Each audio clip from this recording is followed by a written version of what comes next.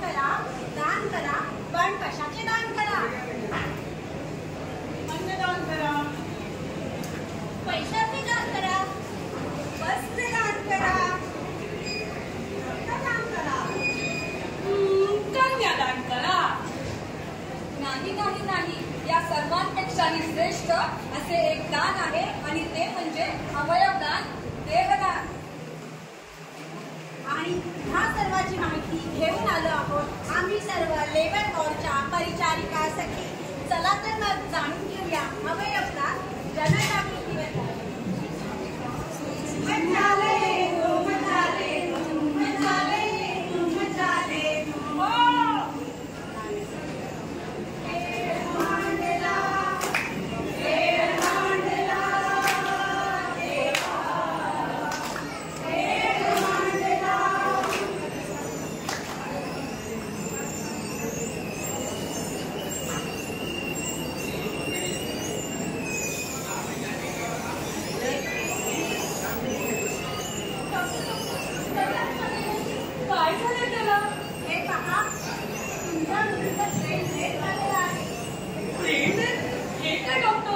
Brain dead म्हणजे मेंदूचा मृत होणे. त्याचे बाकीचे अवयव कार्यरत असले तरी ब्रेन डेड मेंदू मृत होतो. तो आता व्हेंटिलेटरवर असल्यामुळे त्याचे फक्त श्वास चालू आहे, पण व्हेंटिलेटर काढल्यानंतर काही सांगू शकत नाही.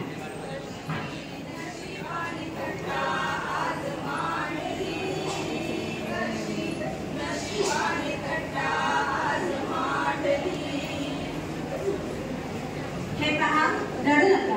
मला तुम्हाला काही सांगायचे आहे. मी तुमची परिस्थिती समजू शकते, पण तुमच्या मुलाची अशी अवस्था जरी असली तरी आज तुम्ही ठरवले तर तुमचा मुलगा अनेकांचे जीवनदान वाचवू शकतो. ते कसे डॉक्टर?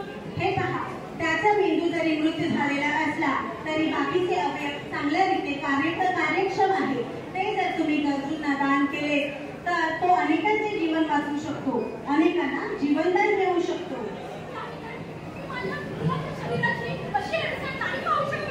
मीही माझ्या मुलाचा जीवपाठ होऊ देणार नाही. असे केल्याने त्याच्या आत्म्याला मुक्ती मिळेल काय? हे आमच्या धर्मात चालतच नाही. मी जर अवयवदाता असेल आणि मी आजारी असेल तर डॉक्टर माझे प्राण वाचवतील का? तर त्यांचे डोळे दान केले तर पुढील जन्मात तो आंधळा नाही का जन्माला येणार? पण ह्याचा लाभ फक्त श्रीमंतांनाच होतो. अरे थांबा, नाही असे काही नसते. हे सर्व तुमचे गैरसमज आहे. चला आपण जाणून घेऊया वास्तविकता काय आहे ते.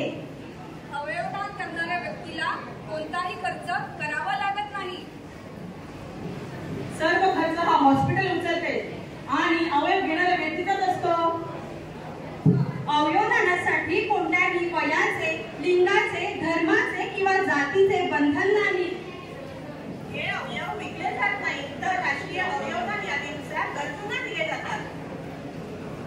कोणत्याही अवयवदानाचा सक्सेस रेट हा 70 ते 80% आहे.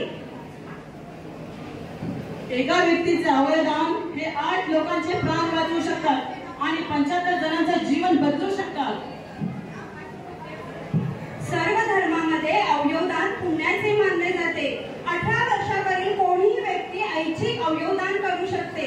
त्याचप्रमाणे नैसर्गिक मृत्यूनंतर तसेच ब्रेन डेड झालेल्या रुग्णाचे नातेवाईक यांच्या संमतीने आपण हॉस्पिटलमध्ये अवयवदान करू शकतो. पण या अवयवदानाची खरंच गरज आहे का? हो, अवयवदानाची अत्यंत गरज आहे. आपल्या समाजात असे अनेक लोक आहेत जे अवयवदानाच्या अभावी मृत्यूला मुखी गेलेले आहेत. चला तर समाजाची परिस्थिती काय आहे ते आपण समजून घेऊया, जाणून घेऊया कोणाला अवयवदानाची गरज आहे ते. मेरी बोलना सुन, मेरे प्यार की धुन. हृदय माझे प्राण आहे, नृत्य माझे प्राण आहे. या नृत्याशिवाय या जगण्याला काय अर्थ? पण डॉक्टरांच्या म्हणण्यानुसार माझे हृदय कमकुवत आहे. मला एका निरोगी हृदयाची गरज आहे. मला कोणी हृदय देईल का? हे पूर्ण जग पाहण्याआधीच माझी दृष्टी गेली. हे सुंदर जग मला पुन्हा एकदा पाहायचे आहे. मला कुणी डोळे देईल का? बरीच वर्ष झाली चालत घेऊन मी थकून गेले आहे. मला एका निरोगी टीव्हीची गरज आहे. तुम्ही टीव्ही दान करेल का मला? माझे लिव्हर खराब झाले आहे. मला कोणी लिव्हर देईल का? मलाही जगायचे आहे. मला जगू द्या. त्यांचं दुःख मी समजू शकते, पण मी माझ्या मुलाच्या शरीराची अवस्था अशी नाही पाहू शकत. हो हो, मीही पाहू शकत नाही. आई आई, मी तुझ्या यशचे हृदय. अगं, मी तर जिवंत आहे ना अजून. मग जगू दे ना मला इतर कोणाच्या तरी शरीरात. आई, अगं मी पण जिवंत आहे. मला सुद्धा कोणाची तरी दृष्टी होऊ दे. मला मारू नको का?